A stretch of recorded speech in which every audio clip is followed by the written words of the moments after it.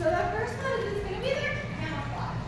Do you guys remember the type of camouflage that penguins have? Yeah, so they counter shading. So the back of her, of course, has this dark coloring, whereas the bottom is going to have this white, or I guess the center is white. So when she's swimming, there's going to be a predator over top of her. This black back is going to blend in with the deep ocean floor below. But then if there's a predator swimming below her, this white belly is going to blend in with a really sunny sky above. So her feathers are also really important for swimming because it's kind of like a built-in wetsuit. So the feathers over top are called her contour feathers. So that's going to be her waterproof layer that someone mentioned. So it's nice and slick because she has a gland on the base of her tail. It's called a preening gland. So it's got an oil in it. And this oil is, so this oil, if you ever see a penguin kind of using their beak towards the very base of their tail, they might be trying to pull some oil from that gland. Oh, very happy. Aww. And then we're going to try I missed it. through their feathers so they're nice and zipped up. Because that's going to keep them nice and waterproof as they're swimming so that they stay nice and dry. So underneath of their feathers, they have what's called a downy layer. So if you look at our penguins outside, you're going to notice that some of them either don't have any black and white feathers, or some of them have different patches of gray feathers. So that's going to be what their downy layer looks like. So right now they're going through what is called a catastrophic molt. So penguins go through a catastrophic molt, which isn't as bad as it sounds. It's just that they go through a different type of molt than your typical bird. Instead of losing 1 or 2 feathers at a time, they're going to lose a lot. Because penguins have very dense feathers. They have a lot of Don't feathers they have like a very small 3,000? amount of spot. Can you take your phone off the table for me? Sorry. So then when they are molted, and they only have that downy layer, that's what's going to keep them nice and warm. But they're no longer waterproof.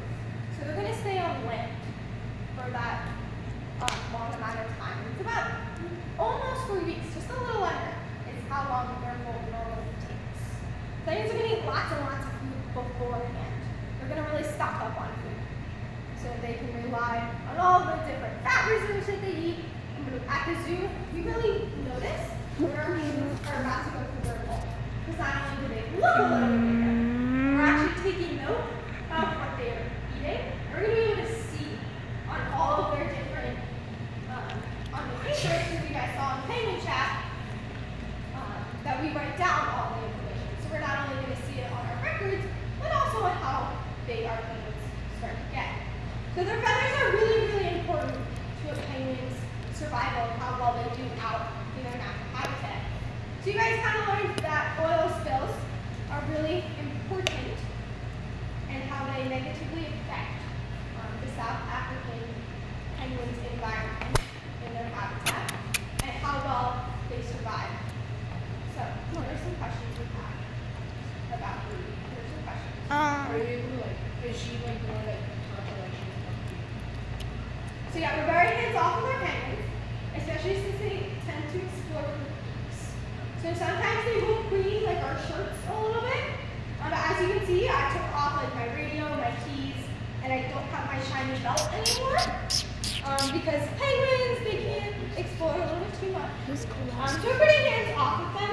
The only time we'll really pick them up is sometimes Who's Kowalski? Tables, ground, or for any sort of that procedure if we need to. But otherwise, she did walk into her crate all by herself. Kowalski, sit So smart. what we did is you'll see at the end, we put the crate inside of their habitat and she walked into it. We do have a couple penguins that know how to do it all by themselves. And it's whatever penguin decides to walk into the crate, that's the one that decided, that's the one that we bring into the program. So Brady here does have a boyfriend here at the zoo, and he decided not to come today, so it's just a single lady today. Just her, she's getting some All time, single and ladies, he all also single gets ladies. some time today. Ooh, so we don't specifically train our penguins. She really only goes to voluntary crate because kind of like we talked about with training, we use that positive reinforcement and we usually use food. We can't really use food with our penguins because they get fed at that specific time. And otherwise, we can't feed them because they all get fed as a colony because we learned about animal behavior. And being fed as a colony is a normal behavior. All right, Kate, if you want to move your phone back, just because it's shiny and she likes really shiny things. Oh, we're tall. Look at me. We can't really train her because she has to be fed at 11 and 3 during our on-season hours. And she doesn't really like tactiles. We can't give her scratches as well or anything like that. We don't really have any other reinforcement to give her. She's so beautiful. What is that pink stuff like near her eye? Ooh, that's a good question. Starting towards her beak. Yeah, so that pink patch above her eye is actually how she's going to, one of the ways she's going to cool herself down and warm herself up. So on really warm days like today, you're going to notice that that pink patch is a little brighter than normal because the blood is going to rush towards that pink patch that doesn't really have any feathers on it.